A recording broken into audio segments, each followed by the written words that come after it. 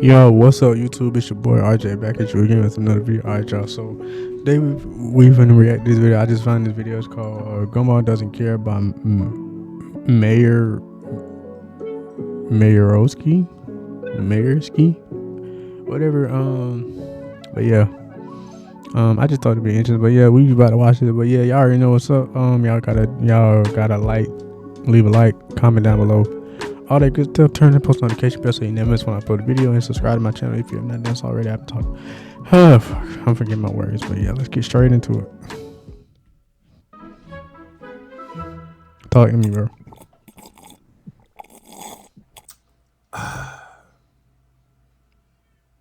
You know, rules aren't objectively bad. Limitations on your work make sure you don't go off the rails. Make a whole lot of nothing and call it abstract. Musicians who are given a limited set of chords often write better inventive songs. Game developers who have lower budgets end up finding creative workarounds that become a really fun mechanic in itself. And animators know how important it is to keep a level of consistency in order to create a solid identity for your work. Gumball does not do that. In fact, it rejects this notion to its very core of creation.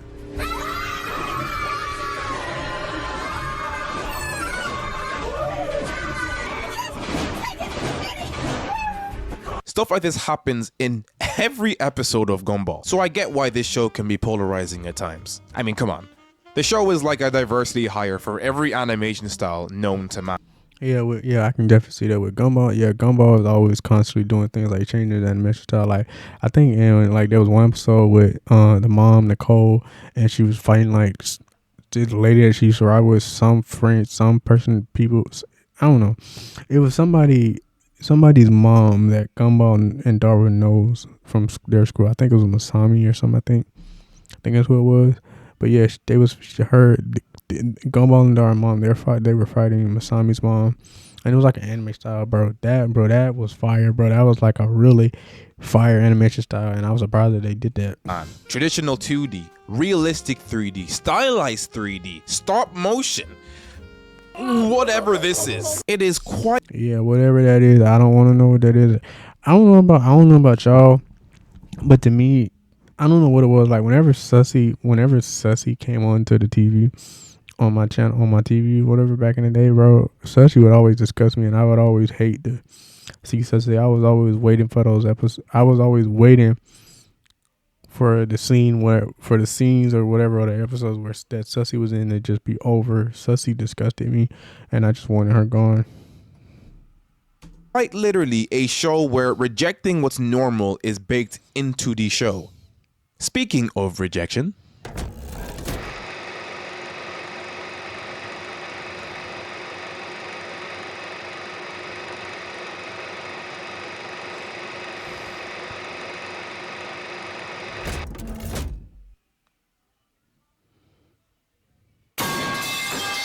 this here is Ben Bukele, the creative mind behind Gumball. After studying animation in university, he went to work in AKA Studios, hoping to use his skills to make these eye-catching, unique commercials. Unfortunately, all he did was burn a hole in their pockets.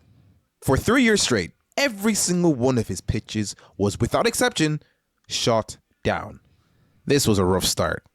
But he did gain a lot of experience in different graphical styles. He quits and picks up a job at the newly founded Cartoon Network Europe. His job was simple: helping other people pitch their projects and ideas to the studio. A lot of them had already been rejected by Nickelodeon and Jetix, so they needed a Bro, I forgot about Jetix, bro. I haven't seen that in so long, bro. I forgot about it.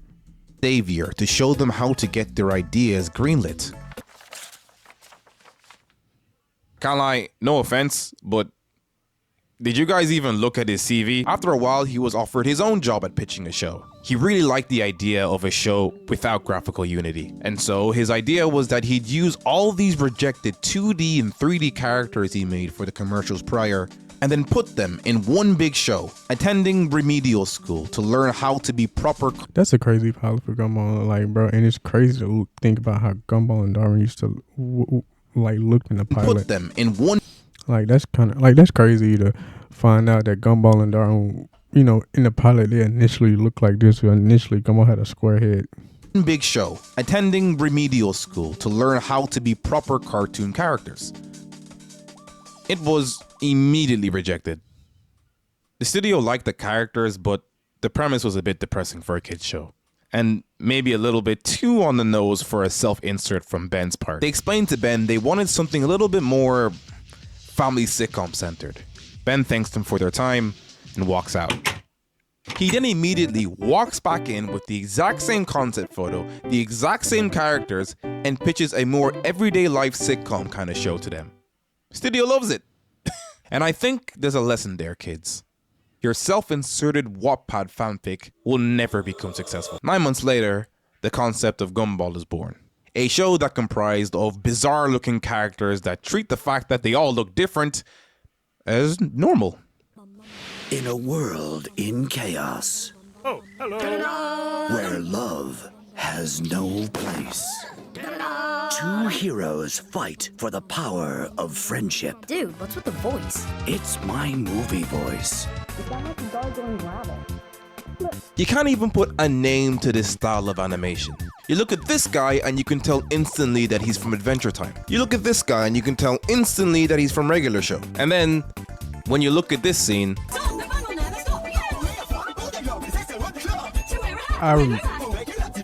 if you grew I remember that episode, and I bet that I think this episode aired when I was like I was in the middle of high school. Or I was like about to graduate or something like that, or not long before I graduated, or it was probably like 2 years. Yeah, it was definitely like 2 years before I graduated. Now I know for a fact that if I was a little kid, at least that's how I'm going off me, and some little kid, this kind of would have freaked me out a little bit.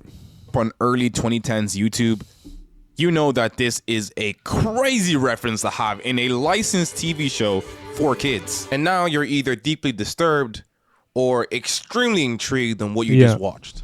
Yeah, that's the right word for it. I would have been definitely disturbed. My initial set of notes said that this show was a cool blend of 2D and 3D animation. But after a little research, I realized that saying that might be even vaguer than calling it a cartoon. Because in current year, when you think of 3D and 2D animation blended together, there's probably only one IP that really comes to mind. No, okay? No, not yet. Get out of here. The computer graphics on the screen.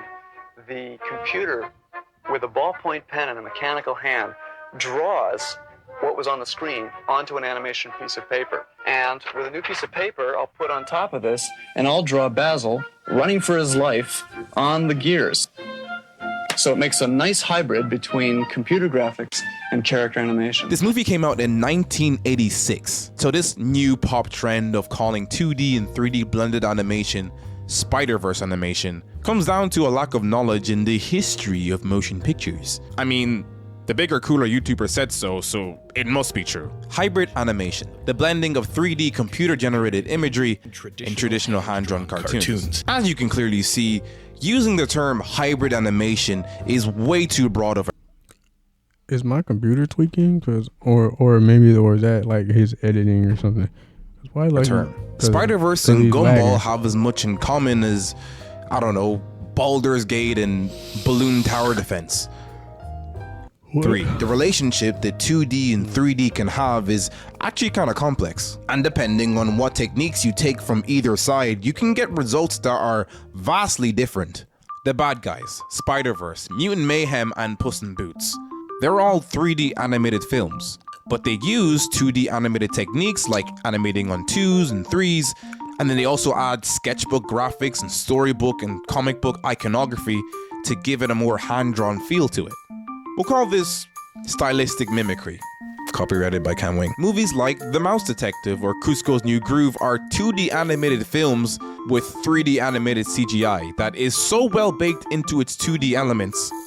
I bet you just now realize that some of this was actually 3D at all. If somebody looks at this model and says, let me see the finished film, and they go, I can tell that's a 3D element, then I know that I failed at my job. But if they can't tell, and if I hear nobody say anything about it, then that is the best compliment, because nobody knew. They thought it was a traditional element, and that's my job, to really get to blend in there with the rest of the film. We'll call this stylistic uniformity. So finally, it's close to, but not exactly like, Smiling Friends, where where they quite obviously want you to see the difference between the 2D main cast and the small cameos the 3D and CGI characters can have. Bro, that is creepy. That what I just seen, I am not going back, but what I just seen was creepy. Again, copyrighted by Cam Wing, we'll call this stylistic dissonance. I wouldn't say Gumball uses any of these approaches. What Gumball does is take photorealistic backgrounds, a 2D main cast with a huge amount of 3D side characters, all with different art styles, and throws it all onto your screen to watch. Cam has yet to come up with a name for this, so I'm going to give it a name.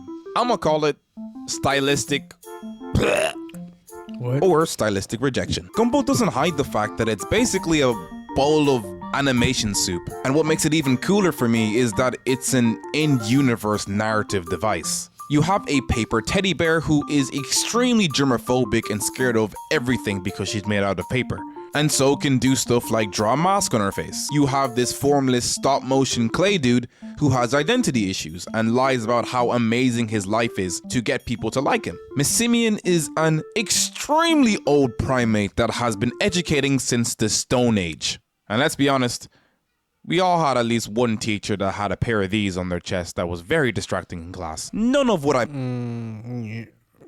mentioned just now is explained as to how these characters are able to coexist, and it doesn't matter, because to them, this is all normal. Dress code. But the choices of putting these characters in the most nonsensical, inconsistent universe and scenarios is all intentional by the writers. I could really go on and on about how cartoony this show really is, and I will. Season 2's episode, The Words, is just one of those episodes that will always stick with me as the episode of Gumball. Darwin stops being a people pleaser and starts saying what's on his mind. But this newfound confidence turns into a hungry power trip, as he becomes really rude and blunt to his classmates. 2 musical sequences later, and it's up to one person to stop his tirade. The one who taught him how to be rude in the first place. Gumball. And what you're seeing here is the best parody of a fighting game I have ever seen in any show. Better than Scott Pilgrim. Yes, that was fire. Better than Peter fighting E Honda. Better than both beat 'em up references in regular show. It's good. Let me break it down. It was Look good, at the but I don't gaming know about HUD all with the that. health bar that says E. It was good, but I don't know about all that. Go. The opening fighting card, the intro animation, the spamming of moves. I'm looking at you when I say this, Michael. I know you're watching this video. Stop spamming that bow with Byleth and Smash. The yatta whenever Gumball wins. The super meter charging up and then ulting to end off the battle. The cutscene after.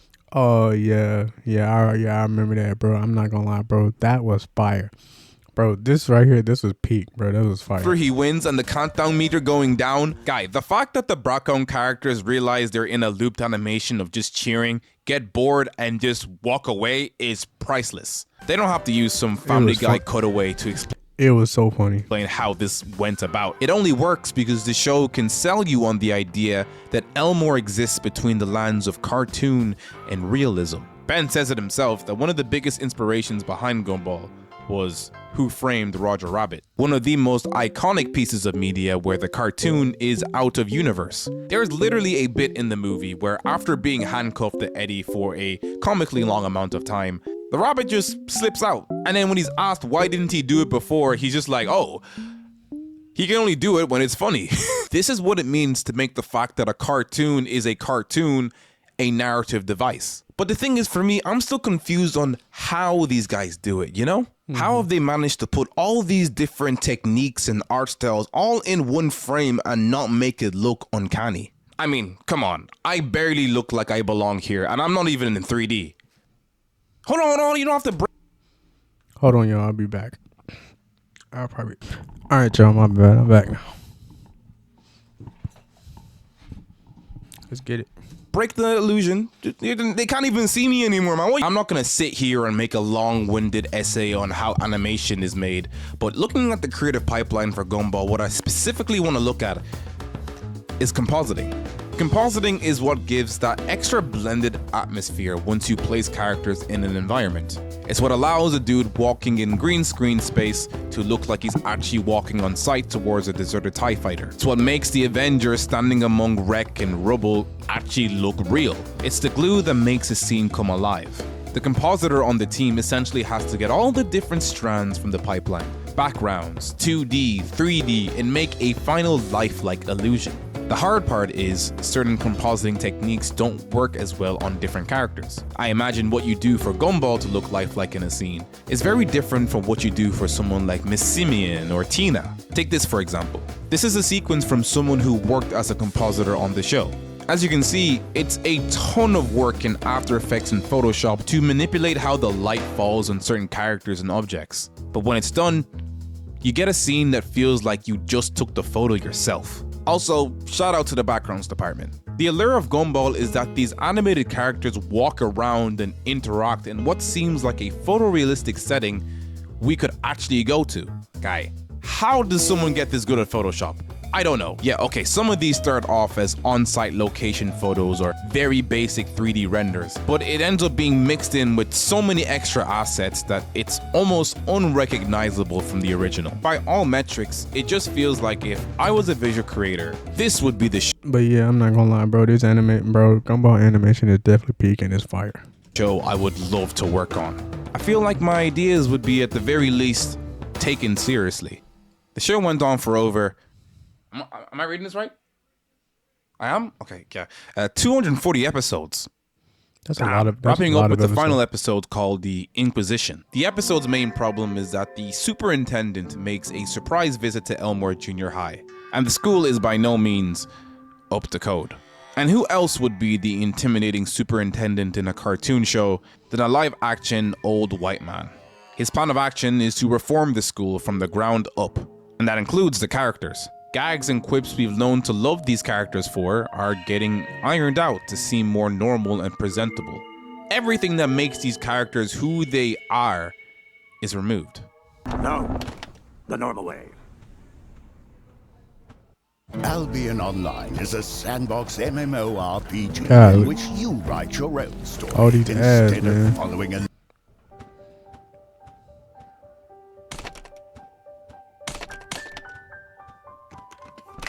Yeah, that's crazy. Yeah, this episode was a little. This scene was. This results in sad. designs of characters turning into dun dun dun cartoon humans, which in this context is very, very weird. The superintendent plans on making them lose all cartoon aspects by transforming them into these live-action humans. Now, the very fate of Elmore is relying on the very thing it's known for to save it. It's cartooniness. Gumball and Darwin run Bro, that part was funny, bro. That man popped out like two other ladies and just skirt around the school, reminding their classmates of how it feels to be a cartoon with no rules. Comprised of some of the most known cartoon gags out there. Sound effects and all. I'm making it more symbolic and epic than it actually was. But you guys get the metaphor here, right? In the end, the superintendent is stopped by a banana peel. Nice. And it was Rob the entire time. Oh my god. Yeah, okay. I'm not going to explain the context behind this reveal because I didn't care for it when I was younger and I still low-key don't care for it. But Rob does explain why he did it. He did it in order for Elmore to survive. He cared for everybody and he needed everyone to stop being cartoons. And this is all because the looming fact that Bro, this part was funny, and this part will never not be funny when he was simply just trying to explain something, and then you just see, bam, that man get spanked down through the floor by Tina. I think that's they beat the ever-living exposition out of him. Bro, exactly, bro. And choose to live in ignorance, staying the way they are. Yeah. Now, there is a in-universe... And then what's crazy is that now Gumball is coming back pretty soon on Hulu, and I will definitely be watching that. First reason for such a cliffhanger, but I prefer to look outside the screen for my reasoning. The amazing world of Gumball is the direct manifestation of an artist's integrity and vision for their work. It was a canvas that came to life that told really relatable stories of the normal life we all have, told by really not normal looking people. The world of Gumball, rejecting the idea of changing who they are fundamentally, can be seen as the creators of Gumball saying hell no to whatever corporate or societal pressure telling them to rebrand the show in order to survive in this climate. They'd rather end the show than change up what made this show special. And I really, really respect that. And hey, it's not like that was the end of the show. After a lot of back and forth, Ben himself confirmed that the works of the Amazing World of Gumball movie was being made, which would be the definitive ending, concluding the cliffhanger as a final send-off to the story. Amazing. I mean, hey, the movie got canceled, but hey, look, y'all, bro, they literally finna continue the show on Hulu pretty soon.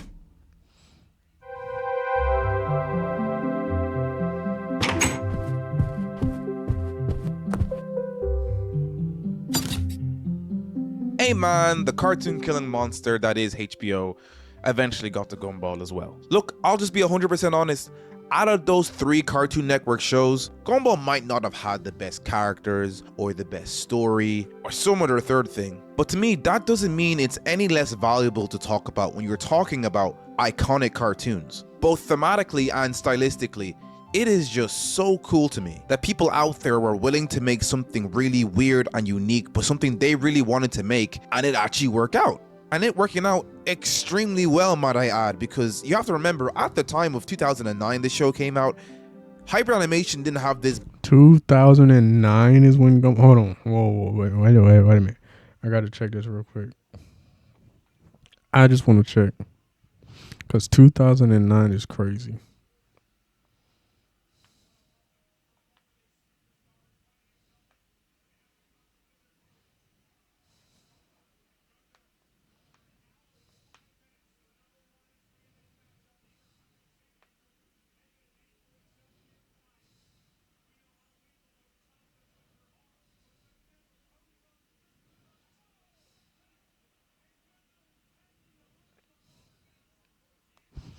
Wrong.